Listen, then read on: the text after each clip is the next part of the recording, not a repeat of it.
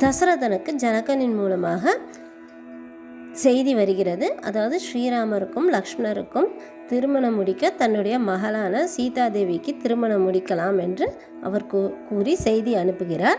அதை கேட்டவுடன் தசரதன் மிகுந்த மகிழ்ச்சியுடன் மிதிலைக்கு எல்லோரும் கிளம்பி செல்கின்றனர். அந்த முக்கியமானவர்கள் தசரதர், கௌசலை, கைகேயி, சுமத்ரை மற்றும் மிக முக்கியமானவர்கள் எல்லாம் மிதிலையை நோக்கி செல்கின்றனர். அப்பொழுது பரதனின் தாய்மாமன், அதாவது கைகேயின் தம்பியான யுதாஜிதன் என்பவன் அந்த ஊருக்கு வருகிறான். பிறகு அங்கு யாரும் இல்லை, அயோத்தியில் யாரும் இல்லை. எல்லோரும் இவர்களின் திருமண விஷயமாக மிதிலைக்கு சென்றிருக்கிறார்கள் என்று அறிந்து அந்த யுதாஜிதனும் மிதிலையை நோக்கி அவனும் வருகிறார். தாய்மாமன், அதாவது பரதனின் தாய்மாமனும் அங்கு அவர்களை நோக்கி மிதிலையை நோக்கி செல்கிறார்.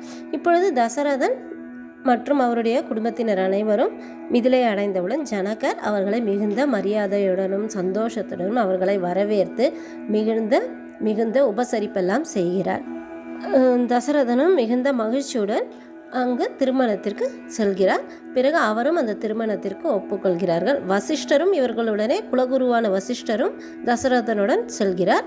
அவருக்கும் மிகுந்த சந்தோஷம் உண்டாகிறது. பிறகு கல்யாணத்திற்கு அனைவரும் ஒப்புக்கொள்கின்றனர். அப்பொழுது வசிஷ்டரும் விஸ்வாமித்ரரும் கூறுகின்றனர், இந்த ஜனகனுக்கு 2 மகள்கள். முதல் மகள் சீதா, இரண்டாவதாக இருப்பவள் ஊர்மிளா. அந்த ஊர்மிளாவை லக்ஷ்மணருக்கு திருமணம் செய்யலாம் என்று முடிவாகிறது. பிறகு விஸ்வாமித்ரரும் வசிஷ்டரும் சேர்ந்து பரதனுக்கும் சத்ருகனுக்கும் கூட இங்கேயே திருமணம் முடித்து விடலாம் என்று கூறுகின்றனர். அப்பொழுது ஜனகன் தன்னுடைய தம்பியான குஷத்வஜன் என்பவனின் பெருமையை கூறி அவருக்கு 2 மகள்கள் இருக்கின்றனர், மாண்டவி மற்றும் சுதகீர்த்தி.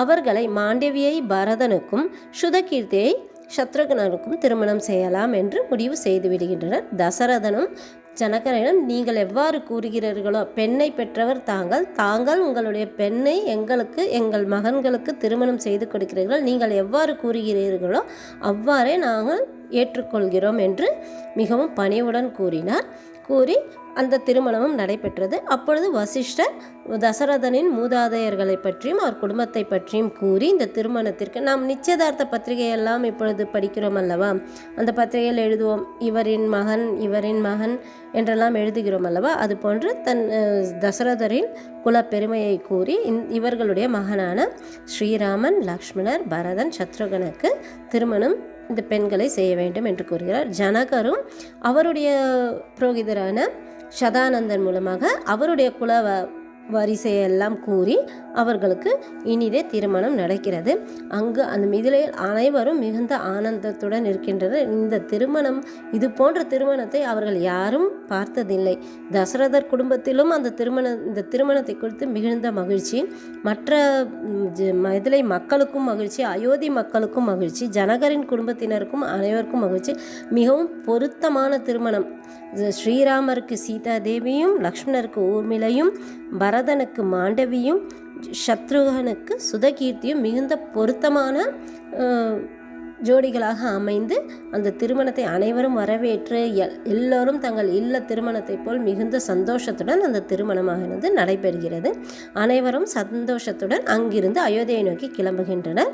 அப்பொழுது ஜனகரும் ஜனகரின் தம்பியான குஷத்வஜனும் எங்களுடைய மகளுக்கு தான் எல்லா சொத்துக்களும் என்று கூறி மிகுந்த இந்த சீர்வரிசையெல்லாம் கொடுக்கிறோமல்ல, அது போன்று அந்த மகள்களுக்கு அனைத்து செல்வங்களையும் கொடுத்து அவர்கள் வழி அனுப்புகிறார்கள்.